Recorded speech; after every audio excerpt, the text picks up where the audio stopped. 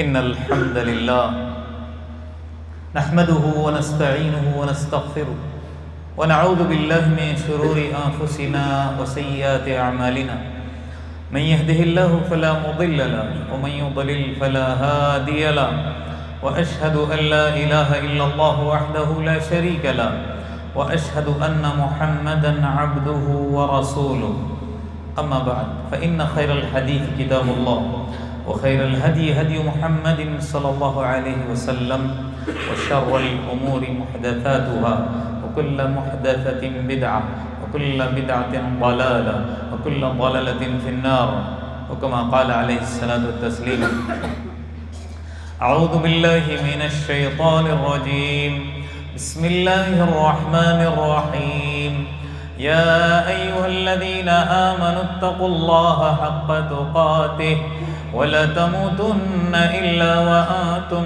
مسلمون يا أيها الناس اتقوا ربكم الذي خلقكم من نفس واحدة وخلق منها زوجها وبث منهما رجالا كثيرا ونساء واتقوا الله الذي تساءلون به والأرحام إن الله كان عليكم رقيبا يا أيها الذين آمنوا اتقوا الله وقولوا قولا سديدا يصلح لكم أعمالكم ويغفر لكم ذنوبكم ومن يطع الله ورسوله فقد فاز فوزا عظيما وقال الله عز وجل في موضع آخر قل هل يستوي الذين يعلمون والذين لا يعلمون إنما يتذكر أولو الألباب رب اشرح لي صدري ويسر لي أمري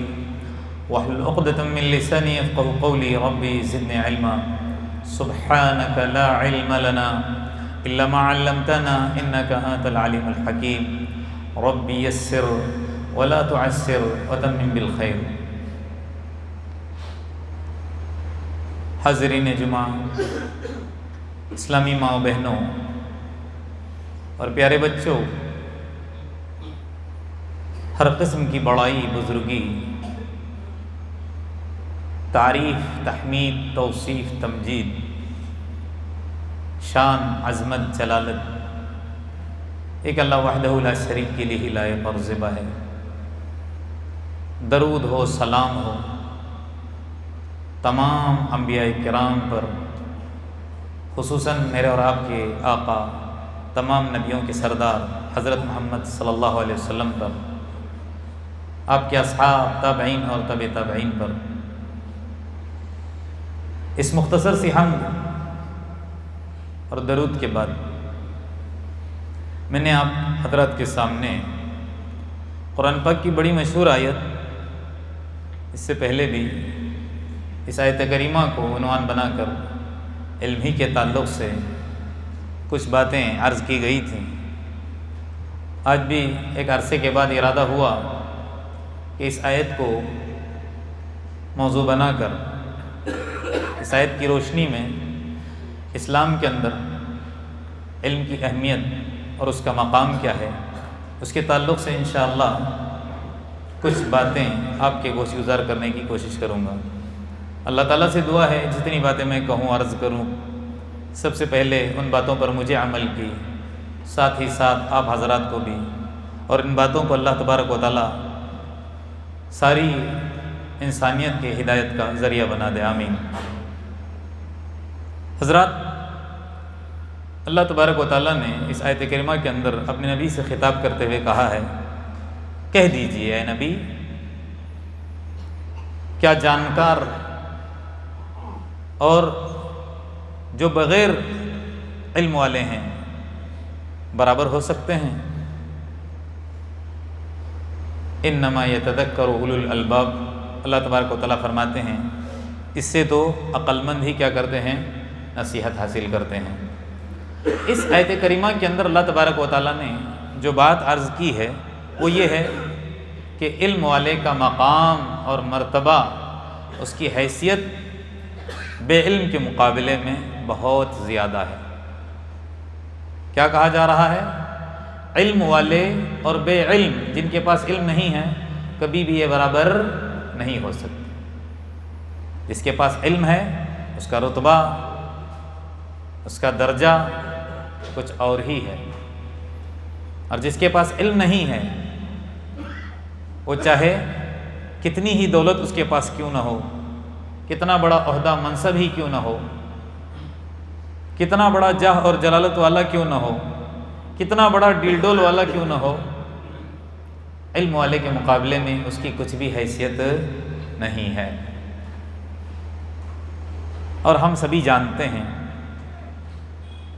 میرے اور آپ کے آقا تمام نبیوں کے سردار جب ان کے سر پر تاج نبوت کا تاج رکھنے کا وقت آیا تو سب سے پہلے جو بات آپ کو سمجھائی گئی، بتائی گئی، جس بات کا حکم دیا گیا وہ کیا تھا؟ علم ہی کے تعلق سے۔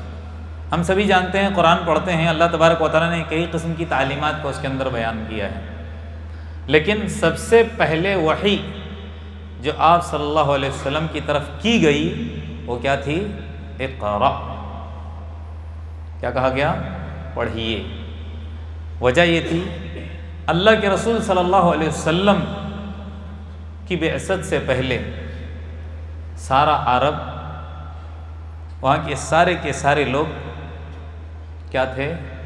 بے پڑھے تھے، ان پڑھ تھے، کچھ بھی جانتے نہیں تھے، جاہل کہیں تو مبالغہ نہ ہوگا۔ اسی لیے اللہ کے رسول کے پہلے والے دور کو کس بات سے تعبیر کیا جاتا ہے؟ زمانے جاہلیت، یعنی سارے کے سارے جاہل اور اجہل تھے، کچھ بھی جانتے نہیں تھے، کسی کے پاس کچھ بھی علم نہیں تھا۔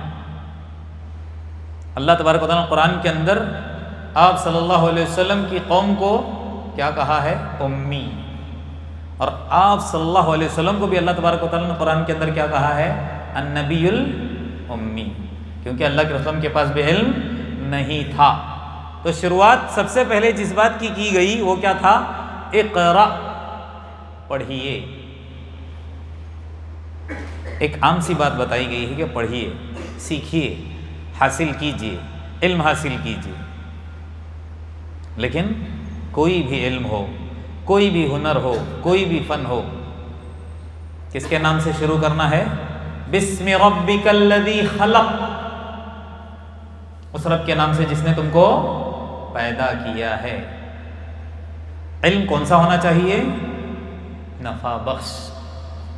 اللہ کے رسول نے دعا کی ہے، اللہم انی اسألک علما نافعا، اللہ میں تجھ سے ایسا علم طلب کرتا ہوں جو کہ لوگوں کو فائدہ پہنچانے والا ہو، وَنَعُوذُ بِكَ مِنْ عِلْمٍ لَا يَنْفَعُ، ایسے علم سے پناہ مانگتا ہوں جو لوگوں کو نفع نہیں دیتا۔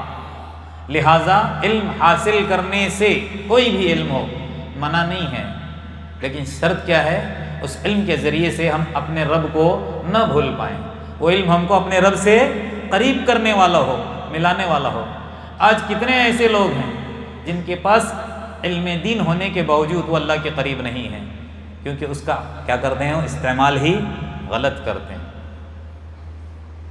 علم کون سا؟ علم دین ہی حقیقت ہے، لیکن شرط کیا ہے؟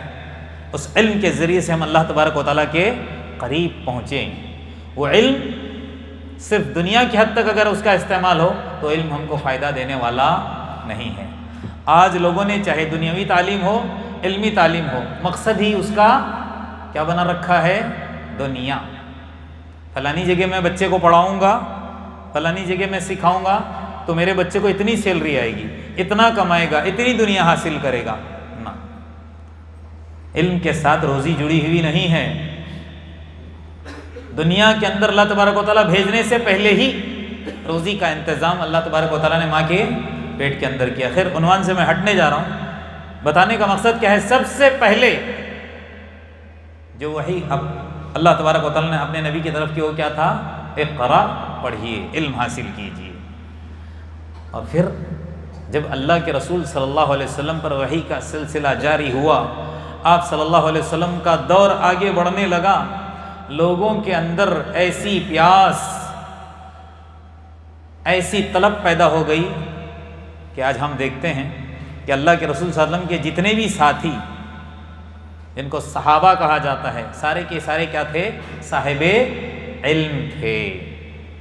ایک وقت تھا نبی کریم صلی اللہ علیہ وسلم کے آنے سے پہلے کسی کے پاس نہیں، الا ماشاء اللہ عرب والوں کے اندر انگلیوں پر گنے جاتے تھے کہ فلانے کے پاس فلانے کے پاس فلانے کے پاس علم ہے، ورنہ سارے کے سارے جاہل تھے۔ لیکن اللہ کے رسول صلی اللہ علیہ وسلم آئے اور وحی کا سلسلہ جاری ہوا، لوگ جوق در جوق اسلام کے اندر داخل ہونے لگے، تو ان کے پاس آسمانی علم کا سلسلہ شروع ہو گیا، سارے کے سارے علم والے بنتے گئے، سارے کے سارے علم والے بنتے گئے۔ اور پھر جب ایسا ماحول بننے لگا تو اللہ کے رسول صلی اللہ علیہ وسلم نے ایک عام سا اعلان کر دیا تاکہ علم کے تعلق سے کوئی بھی محروم نہ رہے، چاہے بچہ ہو، چاہے غلام ہو، چاہے مرد ہو، چاہے عورتیں ہوں، چاہے بوڑھے ہوں، چاہے جوان ہوں، سب کو علم چاہیے۔ اس لیے عام سی بات اللہ کے رسول نے کیا کہی؟ طلب العلم فریضۃ علی کل مسلم۔ جب مسلم کہیں تو مسلمہ اس کے تحت آ ہی جاتا ہے، فرض قرار دیا گیا، چاہے مسلم مرد ہو، عورت ہو، بچہ ہو، بوڑھا ہو، جوان ہو، کوئی بھی ہو، سب کے اوپر علم حاصل کرنا کیا ہے؟ فرض ہے۔ اور خصوصاً وہ علم جو انسان کو اللہ تک پہنچاتا ہو، اللہ تک ملاتا ہو، اللہ کی پہچان کراتا ہو۔ اگر علم ہمارے پاس آنے کے باوجود بھی ہم اللہ کو نہ پہچانیں تو پھر وہ علم نہیں ہے، کیونکہ قرآن کیا کہتا ہے؟ انما یخشی اللہ من عبادہ العلماء۔ علم آنے کے بعد سب سے زیادہ ڈر اللہ کا ان کے دلوں کے اندر پیدا ہوتا ہے۔ اس لیے قرآن نے کیا کہا؟ سب سے زیادہ اللہ کو ڈرنے والے کون ہوتے ہیں؟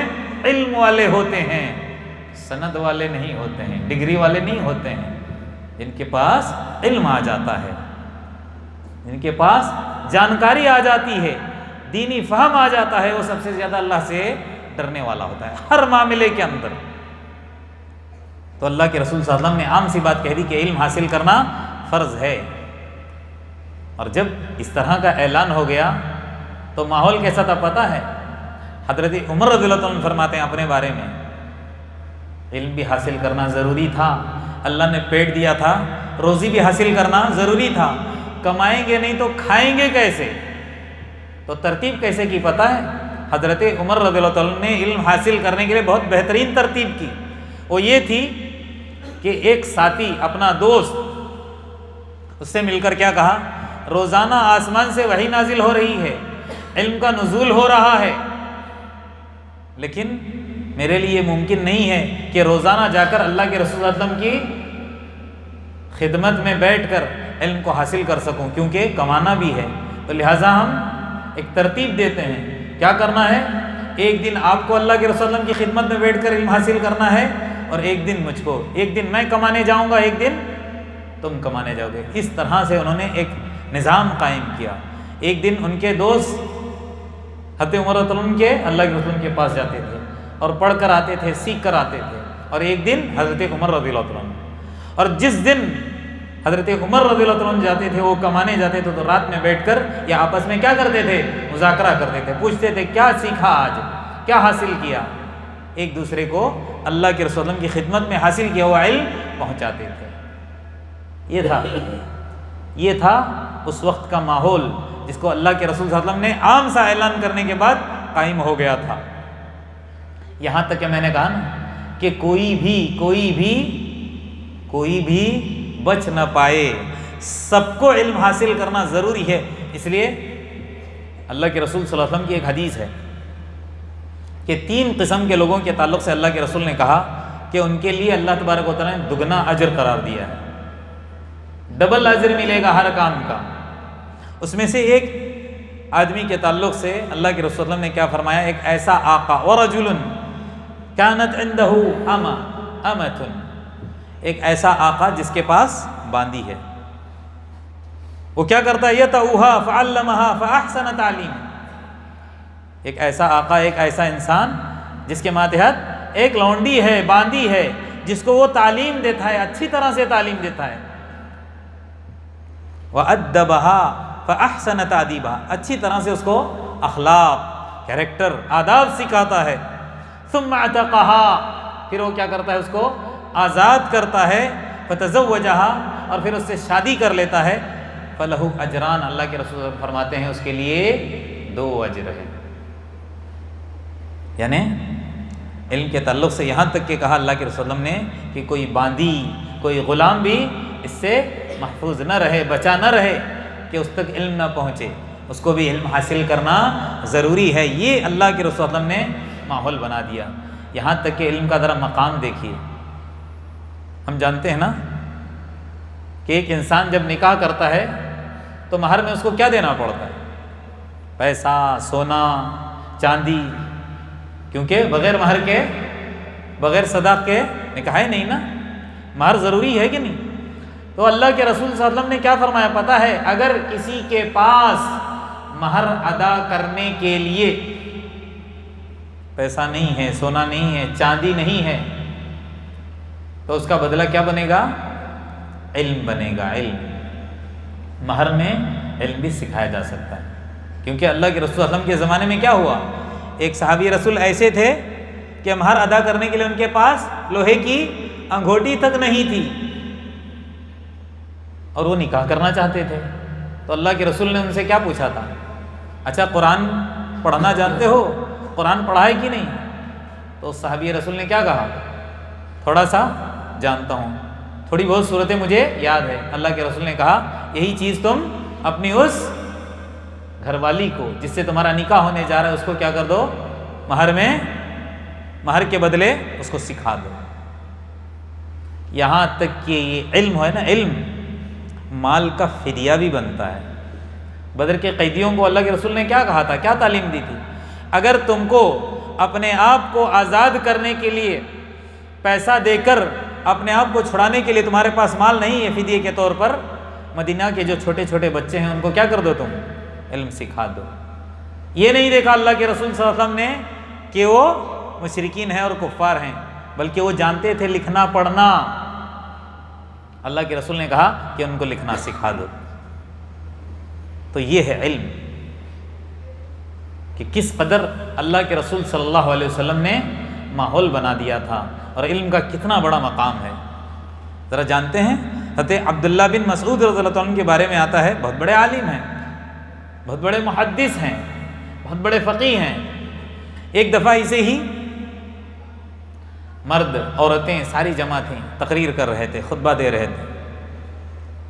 تو دوران خطبہ ایک حدیث اللہ کے رسول صلی اللہ علیہ وسلم کی پیش کی، لیکن پیش کرنے کا انداز کچھ اس طرح سے تھا. کیا کہا حضرت عبداللہ بن مسعود رضی اللہ عنہ نے کہ اللہ تبارک و تعالیٰ کی لعنت ہو ان عورتوں پر جو گدوانے والی ہیں اور جو گودنے کا کام کرتی ہیں. کیا مطلب ہے اس کا؟ واشیمات اور مستوشیمات کا. جو ٹیٹو کرتے ہیں نا، ٹیٹو ہاتھوں پر یا اپنی پیٹھ پر یا کہیں بھی ہے، آج کل ڈیزائن بنا ہوا ہے. زمانے جاہلیت کے اندر عورتیں عام طور پر یہ کام کرتی تھیں، ڈیزائن کرتی بھی تھیں گودنے کا، اور عورتیں جا جا کر اپنے بدن پر، ہاتھ پر ادھر ادھر کیا کرتی تھیں. تو جب حضرت عبداللہ بن مسعود رضی اللہ عنہ نے یہ کہا کہ اللہ تعالیٰ کی لعنت ہے ان عورتوں پر، مجمع کے اندر ایک عورت کھڑی ہو گئی اور کہنے لگی آپ کیسے کہہ سکتے ہیں کہ اللہ تبارک و تعالیٰ کی لعنت ہے؟ میں کہنا یہ چاہتا ہوں کہ اللہ کے رسول صلی اللہ علیہ وسلم نے اپنے زمانے کے اندر علم کا ایسا ماحول بنا دیا تھا کہ ہر مرد ہو یا عورت علم سے لیس ہونے لگا تھا، بھرپور ہونے لگا تھا. کوئی بھی بات نہیں ان کے سامنے آتی تو فوراً کیا کرتے تھے؟ کیا کرتے تھے؟ سوال کر بیٹھتے تھے، خاموشی سے سننے والے نہیں تھے. مجمع میں سے ایک عورت کھڑی ہو گئی اور کہنے لگی اے عبداللہ بن مسعود، آپ کہتے ہو کہ اللہ کی لعنت ہے، میں نے سارا قرآن پڑھا ہے، سورہ فاتحہ سے سورہ ناس تک، کہیں بھی مجھے نہیں ملی آیت، اور آپ کیسے کہہ سکتے ہو کہ اللہ کی لعنت ہے؟ اور حقیقت میں وہ عورت درست بھی تھی. ابھی آگے بتاتا ہوں. وہ عورت درست تھی. سارے قرآن کے اندر کہیں بھی نہیں ہے کہ اللہ تبارک و تعالیٰ کی ٹیٹو کرنے والوں پر اور جو ٹیٹو کرواتے ہیں ان پر اللہ کی لعنت ہو. اور حضرت عبداللہ بن مسعود رضی اللہ عنہ بھی اپنی جگہ درست ہیں.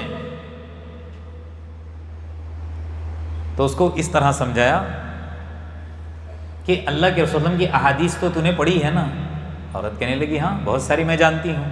تو ایک حدیث یہ بھی ہے، اللہ کے رسول صلی اللہ علیہ وسلم نے ٹیٹو کرنے والی عورتوں پر اور جو کرتی ہیں ان پر لعنت بھیجی ہے۔ ہاں بالکل بھیجی ہے۔ تو قرآن کے اندر ایک آیت ہے، وہ آیت کون سی ہے؟ وَمَا آتَاكُمُ الرَّسُولُ فَخُذُوهُ وَمَا نَهَاكُمْ عَنْهُ فَانْتَهُوا۔ اللہ کے رسول جس بات کا حکم دے آپ اس کو کیا کر لو؟ لے لو، اور جس بات سے روکیں اس سے کیا کرو؟ باز آ جاؤ۔ تو یہاں پر اللہ کے رسول صلی اللہ علیہ وسلم نے باز آنے کے لیے کہا ہے، ٹیٹو کرنے والوں کو بھی اور کروانے والوں کو بھی۔ تو لہٰذا اللہ کے رسول کی لعنت، تو وہ کس کی لعنت ہو گئی ہے؟ اللہ تبارک و تعالیٰ کی لعنت۔ فوراً اس عورت کی بات سمجھ میں آ گئی کہ ہاں اللہ کی مخالفت، اللہ کے رسول کی مخالفت اللہ ہی کی مخالفت، اور اللہ کے رسول کی لعنت دراصل کس کی لعنت ہے؟ وہ اللہ کی لعنت، کیونکہ رسول کی اطاعت میں ہی اللہ کی اطاعت ہے اور رسول کی نافرمانی میں ہی اللہ کی نافرمانی ہے۔ فوراً سمجھ گئی۔ اسی طرح حضرت، دیکھیے علم کے ہی تعلق سے باتیں آ رہی ہیں، حضرت ابو بکر اور عمر رضی اللہ عنہ، ایک مرتبہ اللہ کے رسول صلی اللہ علیہ وسلم کی وفات کے بعد ایمن ایک بہت بڑی صحابیہ گزری ہیں، بڑی عمر والی تھیں، اللہ کے رسول صلی اللہ علیہ وسلم کبھی کبھی اس کی خدمت میں جایا کرتے تھے۔ تو اللہ کے رسول صلی اللہ علیہ وسلم کی وفات کے بعد حضرت ابوبکر اور حضرت عمر رضی اللہ عنہ بھی اس کی خدمت میں چلے گئے ملاقات کرنے کے لیے کہ دیکھتے ہیں کہ ایمن کا کیا حال ہے۔ جب پہنچے اس کے پاس تو زارو قطار وہ رو رہی تھی۔ دونوں صحابی نے ان سے کہا کہ آپ رو کیوں رہی ہیں؟ جس طرح اللہ کے رسول صلی اللہ علیہ وسلم اس دنیا سے چلے گئے، ایک وقت مجھ پر بھی، آپ پر بھی، ہم سب پر آنے والا ہے، ہم کو بھی یہاں سے منتقل ہونا ہے، رخصت ہونا، اللہ کے پاس جانا ہے۔ اور جہاں تک اللہ کے رسول صلی اللہ علیہ وسلم کی بات ہے، وہ تو اللہ تبارک و تعالیٰ کے پاس پہنچ گئے، اور وہاں پر ان کے پھر درجات اور مرتبہ اور رتبہ کچھ زیادہ ہی ہے۔ آپ پریشان نہ ہو، روئیں مت۔ دیکھیے ان کا جملہ سنیے، کیا کہنے لگی؟ اللہ کے رسول صلی اللہ علیہ وسلم کے انتقال پر میں نہیں رو رہی ہوں۔ یہ الگ بات ہے کہ اللہ کے رسول صلی اللہ علیہ وسلم کی جدائی پر مجھے رونا آتا ہے، لیکن میں اب جو رو رہی ہوں وہ اللہ کے رسول صلی اللہ علیہ وسلم کی جدائی پر نہیں، بلکہ مجھے جو رونا آ رہا ہے وہ اس بات کا ہے کہ جب تک اللہ کے رسول صلی اللہ علیہ وسلم بحیات تھے، دنیا میں تھے، آسمان سے تازہ تازہ علم کا نزول ہو رہا تھا، وحی آ رہی تھی۔ اللہ کے رسول صلی اللہ علیہ وسلم جیسے چلے گئے وحی کا سلسلہ رک گیا، اب کوئی بھی بات آسمان سے نہیں آ رہی ہے جس کی وجہ سے مجھے رونا آ رہا ہے۔ یہ تھے اس زمانے کے لوگ، یہ تھے اس زمانے کی عورتیں کہ علم سے ایسی محبت، ایسا لگاؤ، ایسا تعلق ہو گیا تھا کہ اللہ کے رسول صلی اللہ علیہ وسلم کی دنیا سے رخصت ہونے کے بعد وحی کا سلسلہ رکنے کی وجہ سے ان کو تکلیف ہوتی تھی۔ آج ہم کو جب علم دین کی باتیں آتی ہیں ہمارے سامنے، کہا جاتا ہے پڑھیے، لکھیے، سیکھیے، کہتے ہیں کہ بات میری سمجھ میں نہیں آتی ہے۔ اب ہماری کہاں عمر ہے؟ بچے تھے تو ہو سکتا بات سمجھ میں آتی تھی، اب کوئی عمر ہے کیا؟ وہاں پر کوئی عمر کی قید نہیں ہے علم کے تعلق سے۔ اللہ کے رسول صلی اللہ علیہ وسلم کی جب بعثت ہوئی تھی تو اس وقت بچے بھی تھے، جوان بھی تھے، بوڑھے بھی تھے، اور سارے کے سارے اللہ کے رسول صلی اللہ علیہ وسلم کی خدمت میں آتے تھے، اور علم دین ایک ساتھ بیٹھ کر زاویہ تلمذ جس کو کہتے ہیں، شاگردی اختیار کر کے اللہ کے رسول صلی اللہ علیہ وسلم کی آپ کے پاس بیٹھ کر آپ کے سامنے کیا کرتے تھے؟ علم حاصل کیا کرتے تھے۔ اور یہاں آج بالکل عکس ہے، جبکہ اس کے فضائل ہی فضائل ہیں۔ قرآن کیا کہتا ہے اپنے حبیب کے تعلق سے، اللہ کے رسول صلی اللہ علیہ وسلم کے تعلق سے؟ وَعَلَّمَكَ مَا لَمْ تَكُنْ تَعْلَمْ، اے نبی اللہ تبارک و تعالیٰ نے ایسی ایسی باتیں آپ کو سکھائیں جس سے پہلے آپ کچھ بھی نہیں جانتے تھے۔ اور علم جب آ جاتا ہے، اللہ کیا کہتا ہے قرآن کے اندر؟ وَكَانَ فَضْلُ اللَّهِ عَلَيْكَ عَظِيمًا۔ علم جب آ جاتا ہے کسی کے پاس تو اس کی فضیلت، اس کا درجہ، اس کا رتبہ ہی کچھ اور ہوتا ہے۔ جب تک علم نہیں کسی کے پاس، کچھ بھی نہیں اس کی حیثیت۔ جہاں علم آ گیا، اللہ تبارک و تعالیٰ نے اس کا درجہ اونچا کر دیا۔ اپنے کلام کے اندر ایک جگہ کیا فرمایا؟ یرفع اللہ الذین آمنوا والذین اوتوا العلم درجات، یرفع اللہ الذین آمنوا منکم والذین اوتوا العلم درجات۔ کیا کہا اللہ تبارک و تعالیٰ نے؟ اللہ تبارک و تعالیٰ ان کے درجات کو بلند کرتا ہے تم میں سے جو ایمان والے ہیں اور علم والے ہیں۔ علم کی وجہ سے اللہ تبارک و تعالیٰ کیا کرتا ہے؟ رتبہ عطا کرتا ہے، بلندی عطا کرتا ہے۔ اور اس کی مثال اس حدیث کے ذریعے سے سمجھ میں آئے گی۔ وہ کیا ہے؟ اللہ کے رسول نے فرمایا ان اللہ یرفع بہذا الکتاب اقواما۔ یہ جو کتاب ہے نا، کلام اللہ، اللہ کا کلام، یہی حقیقت میں علم ہے، علم کا خزانہ ہے وہ۔ اور اس کتاب کے ذریعے سے اللہ تبارک و تعالیٰ کیا کرتا ہے؟ کچھ لوگوں کو بلندی عطا کرتا ہے۔ اور اس کی جیتی جاگتی مثال ہم رمضان کے اندر دیکھتے ہیں۔ وہ کیسے؟ ایک چھوٹا سا بچہ ہوتا ہے، 10 سال کا ہو، 12 سال کا ہو، 11 سال کا ہو، جب وہ حافظ قرآن بنتا ہے، اس کی تجوید بھی اچھی رہتی ہے، تو اس کو محلے والے، بستی والے تراویح پڑھانے کے لیے مصلی پر آگے کرتے ہیں۔ وہ پڑھاتا ہے اور پیچھے پڑھے لکھے بھی ہوتے ہیں، جانکار بھی ہوتے ہیں، سمجھدار بھی ہوتے ہیں، عمر رسیدہ بھی ہوتے ہیں، عورتیں بھی ہوتی ہیں۔ اس کے ایک اللہ اکبر کہنے پر جھک بھی جاتے ہیں، کھڑے بھی ہو جاتے ہیں، سجدہ بھی کرتے ہیں، سارے کے سارے اس کے تابع ہوتے ہیں۔ یہ کون سی چیز ہے؟ علم ہی تو ہے نا، کہ اتنے ساروں کو اس کے تابع کر دیا۔ اگر اس کے پاس یہ چیز نہیں تھی، نہ ہوتی، تو اس کو آگے بڑھایا جاتا کیا؟ کوئی اس کی مانتا نہیں۔ یہی مطلب ہے اس کا کہ اللہ تبارک و تعالیٰ تم میں کے جو ایمان والے ہیں اور علم والے ہیں، علم کے ذریعے سے اللہ تبارک و تعالیٰ کیا کرتا ہے؟ بلندی عطا کرتا ہے۔ اور یہ تو میں نے دنیا کے تعلق سے کہا، لیکن جب انسان قبر، برزخی زندگی، وہاں پر بھی اللہ تبارک و تعالیٰ اس علم کے ذریعے سے کیا کرتا ہے؟ بڑھوتری عطا کرتا ہے۔ مثال ذرا سنیے، اللہ کے رسول صلی اللہ علیہ وسلم کے زمانے میں غزوہ بدر کے ہی موقع پر بہت سارے صحابہ شہید کر دیے گئے تھے نا، یا غزوہ احد کے موقع پر۔ تو جب قبر کے اندر اتارنے کا مسئلہ آیا، 3-3 4-4 لوگوں کو ایک ہی قبر میں ساتھ میں اتارا جا رہا تھا۔ تو صحابہ نے اللہ کے رسول صلی اللہ علیہ وسلم سے پوچھا کہ یہ 4-4 5-5 میتیں ایک ساتھ تیار ہیں، سب سے پہلے قبر کے اندر اتارا کس کو جائے گا؟ تو اللہ کے رسول صلی اللہ علیہ وسلم نے کیا کہا؟ دیکھیے وہاں پر بھی کیسے رتبہ، کیسے بلندی۔ اللہ کے رسول صلی اللہ علیہ وسلم نے فرمایا قدموا، آگے بڑھاؤ۔ ان میں کے کس کو؟ فرمایا اکثرہم، ان میں کے جو زیادہ ہیں۔ کس اعتبار سے؟ اخذا للقرآن، جو قرآن زیادہ جانتے ہیں۔ یعنی 3-4 لوگوں کو جب قبر کے اندر میت کو اتارا جا رہا تھا تو اللہ کے رسول نے کیا کہا کہ فوقیت کس کو دینا ہے؟ بڑھوتری کس کو دی جائے گی؟ کس کو آگے کیا جائے گا؟ جو قرآن کو زیادہ جاننے والے ہیں، قرآن کو زیادہ پڑھے والے ہیں۔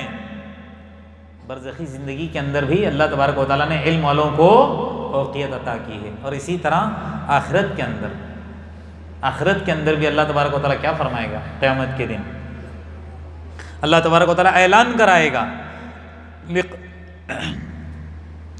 کیا فرمائے گا اللہ تبارک و تعالیٰ؟ یقال لقارئ القرآن اقرأ۔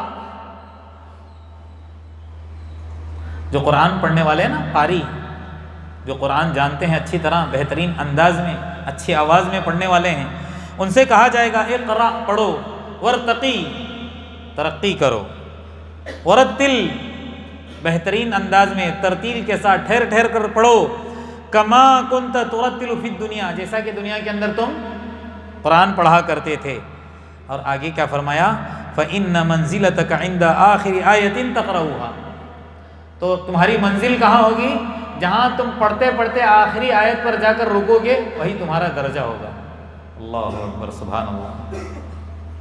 جتنا قرآن وہاں پر پڑھتا جائے گا، سناتا جائے گا، اس کا درجہ بلند ہی کیا جائے گا، اور جہاں جا کر ٹھہرے گا سمجھو وہی اس کی آخری منزل ہوگی۔ دنیا کے اندر بھی سرخروئی، قبر کے اندر بھی، آخرت کے اندر بھی، صرف کس وجہ سے؟ علم ہی کی وجہ سے۔ اور یہ علم ہی جو تھا کہ جس کی وجہ سے فرشتوں کو بھی جھکنا پڑا، کس کے سامنے؟ حضرت آدم علیہ السلام کے سامنے۔ اور اللہ تبارک و تعالیٰ نے جب ان کی تخلیق کی تو ان کو علم دیا، وہ کون سا علم؟ وَعَلَّمَ آدَمَ الْأَسْمَاءَ كُلَّهَا، ساری چیزوں کا علم اللہ تبارک و تعالیٰ نے ان کو دیا تھا۔ مفسرین سارے کے سارے کیا کہتے ہیں؟ اسماء کا مطلب دنیا کے اندر جتنی بھی چیزیں ہیں نا، تماموں کے نام، تماموں کی خصوصیات مراد اس سے، وہ ساری کی ساری چیزیں اللہ تبارک و تعالیٰ نے کس کو سکھائی تھی؟ حضرت آدم علیہ السلام کو۔ اور وہ چیز جو حضرت آدم علیہ السلام جانتے تھے، فرشتے وہ جانتے نہیں تھے۔ علم ہی کی بنیاد پر اللہ تبارک و تعالیٰ نے ان کو بلندی دی نا۔ اور حدیث کے اندر کیا آتا ہے؟ یاد رکھ لیجئے، اللہ تبارک و تعالیٰ جس کے ساتھ بھلائی کا معاملہ کرنا چاہتے ہیں اس کو کیا کرتے ہیں؟ یفقہہ فی الدین، من یرید اللہ بہ خیرا یفقہہ فی الدین۔ جس کے ساتھ بھلائی کا معاملہ اللہ تبارک و تعالیٰ کرنا چاہتے ہیں، دین کے اندر اس کو بلندی عطا کرتے ہیں، دین کا صحیح فہم عطا کرتے ہیں، دین کی اس کو صحیح سمجھ عطا کرتے ہیں، علم کے اندر اس کے ترقی عطا کرتے ہیں، اور اس علم کے ذریعے سے وہ اس دنیا کے اندر بھی، قبر کے برزخی زندگی کے اندر بھی، اور آخرت کے اندر بھی کیا کرے گا؟ سرخروئی حاصل کرے گا۔ اور جہاں تک علم ہے دوستو، علماء کرام نے مثال دی کہ علم سمندر ہے۔ کیا ہے؟ سمندر ہے۔ اس میں آدمی جتنا غوطہ لگائے گا، جتنا ڈبکی لگائے گا، اتنی گہرائی میں جا کر ہیرے، موتی، جواہرات چھن کر لائے گا۔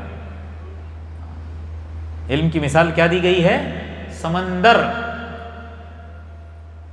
اب اس کو حاصل کرنے کے لیے مجھ کو اور آپ کو کیا کرنا ہے؟ اس میں غوطہ زن ہونا ہے، غوطہ لگانا ہے، اور جتنا ہم کوشش کریں گے اچھی طرح سے تیراکی کے ساتھ اتنا آئے گا، لیکن پھر بھی سارا کا سارا حاصل نہیں کر سکتے، کیونکہ ایک مرتبہ بات زیادہ ہو رہی ہے، بس 1-2-4 منٹ اپنی بات میں بیان کر کے ختم کروں گا۔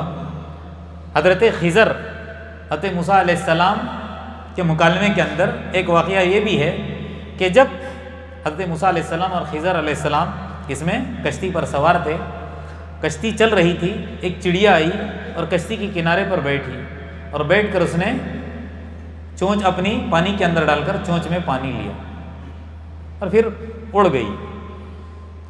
حضرت خضر علیہ السلام نے حضرت موسیٰ علیہ السلام سے کہا، کیونکہ حضرت موسیٰ علیہ السلام سے ایک خطا ہوئی تھی نا، سوال کرنے پر سب سے زیادہ جانکار کون ہے؟ تو انہوں نے کیا کہا تھا؟ میں زیادہ جاننے والا ہوں۔ کہا دیکھ لو، یہ جو چڑیا ہے جس نے ابھی چونچ میں پانی لیا ہے، اتنا علم ہے، یہ حضرت آدم علیہ السلام سے لے کر قیامت تک آنے والی انسانیت کے پاس کتنا پانی آیا ہے سمندر سے اس چڑیا کی چونچ میں؟ نہ کے برابر، ایک چمچ بھی نہیں ہوگا، کیونکہ اس کی چونچ ہی اتنی سی رہتی ہے۔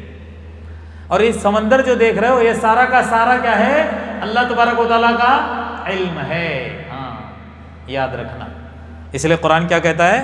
وَمَا أُوتِيتُم مِّنَ الْعِلْمِ إِلَّا قَلِيلًا، تم کو علم میں سے تھوڑا سا عطا کیا گیا ہے۔ تو اگر تھوڑا سا ملا ہے تو اس علم پر ہم کو تکبر اور اترانے کی بالکل ضرورت نہیں ہے۔ بعض مرتبہ ہوتا نا، میں جانکار ہوں، وہ کیا جانتا ہے، میں پڑھا لکھا ہوں، وہ کیا جانتا ہے، وہ کیا جانے، میں فلانی جگہ سے پڑھ کر آیا ہوں، میں فلانے نہ۔ اگر علم ہمارے پاس آیا ہے تو وہ علم ہمارے اندر خشوع خضوع پیدا کرنا چاہیے، تواضع پیدا کرنا چاہیے۔ اگر تکبر آیا علم کے ساتھ تو پھر وہ علم ہم کو فائدہ دینے والا نہیں ہے۔ اور صحیح بات یہ ہے، صحیح بات دراصل یہ ہے کہ ہمارے پاس سارا علم آ بھی نہیں سکتا۔ اور رہی بات اللہ نے قرآن کے اندر، یہ آخری بات ہے، اللہ نے قرآن کے اندر یہ بھی کہا ہے وَفَوْقَ كُلِّ ذِي عِلْمٍ عَلِيمٍ، ہر جانکار کے اوپر ایک جانکار ضرور ہے۔ ساری باتیں میں جانوں یہ ممکن نہیں ہے۔ بعض دفعہ کیا ہوتا ہے، پڑھانے والے استاد کو بھی جو اس کا اسٹوڈنٹ ہوتا ہے اس شاگرد سے علم حاصل ہوتا ہے، حالانکہ یہ سکھانے کے لیے بیٹھا ہے۔ بعض مرتبہ سیکھنے والا جو اس کی مجلس میں ہوتا ہے اس کے مقابلے میں کوئی ایسی بات زیادہ جانتا ہے، اور پھر جب اس کے اندر تکبر نہیں ہوگا تو وہ اس سے حاصل کرے گا۔ لہٰذا عالم کے تعلق سے جو پڑھنے کے لیے چاہتے ہیں کہ ہم کو علم حاصل ہو، تو اس کو کیا ہونا چاہیے، کہا طالب ہونا چاہیے۔ کیا ہونا چاہیے؟ طالب ہونا چاہیے۔ جب طالب ہوگا نا تو وہ چھوٹوں کے پاس بھی حاصل کرے گا، بڑوں کے پاس بھی حاصل کرے گا، ہر جگہ سے علم حاصل کرے گا۔ وہ یہ نہیں دیکھے گا کہ یہ مجھ سے کم ہے، یہ مجھ سے کمتر ہے، یہ مجھ سے چھوٹا ہے، یہ کیا جانتا ہے، ایسا کبھی نہیں۔ طالب کے اندر یہ نہیں ہے۔ اس کے بالمقابل جو ناقد ہوتا ہے وہ کہتا ہے کہ میں جانتا ہوں، وہ نہیں جانتا ہے۔ تو لہٰذا تمام باتوں کا خلاصہ کلام یہی ہے کہ اسلام کے اندر اللہ تبارک و تعالیٰ نے علم کا کیا مقام رکھا ہے، کیا رتبہ رکھا ہے، ان آیات کے ذریعے سے میرے اور آپ کی بات سمجھ میں آ ہی گئی ہوگی۔ آخر میں اللہ تبارک و تعالیٰ سے یہی دعا ہے کہ اللہ تبارک و تعالیٰ مجھ کو اور آپ کو دین کا صحیح فہم، صحیح سمجھ عطا کرے۔ علم حاصل کرنے کا اللہ تبارک و تعالیٰ میرے اندر اور آپ کے اندر شوق اور جذبہ ولولہ پیدا کرے۔ اللہ تبارک و تعالیٰ ایسا علم حاصل کرنے کی توفیق عطا کرے جس سے میرا بھی اور آپ کا بھی، ساری انسانیت کا بھلا ہو۔ ایسا علم حاصل کرنے سے اللہ تبارک و تعالیٰ میرے اور آپ کی حفاظت فرمائے جس سے لوگوں کا نقصان ہو۔ اللہ تبارک و تعالیٰ مجھ کو اور آپ کو میرے اور آپ کے ایمان کے اندر تقویت عطا کرے۔ اللہ تبارک و تعالیٰ صحت عاجلہ اور کاملہ کی دولت سے مالا مال کرے، پریشانیاں، مصیبتیں، بلائیں چاہے سماوی ہو عرضی ہوں دور فرمائے۔ اللہ تبارک و تعالیٰ ہمارے آپس کے اندر اتفاق اور اتحاد برقرار رکھے، نفرتیں، کدورتیں دور فرمائے، بغض، کینہ، حسد سے اللہ تبارک و تعالیٰ میرے اور آپ کی حفاظت فرمائے۔ ربنا هب لنا من ازواجنا وذرياتنا قرة اعين واجعلنا للمتقين اماما ربنا آتنا في الدنيا حسنة وفي الآخرة حسنة وقنا عذاب النار ربنا تقبل منا انك انت السميع العليم وتب علينا انك انت التواب الرحيم آمين سبحان ربك رب العزة عما يصفون وسلام على المرسلين والحمد لله رب العالمين بارك الله لي ولكم في القرآن العظيم ونفعني وإياكم بما فيه من الآيات والذكر الحكيم أقول قولي هذا وأستغفر الله لي ولكم ولسائر المسلمين من كل ذنب فاستغفروه إنه هو الغفور الرحيم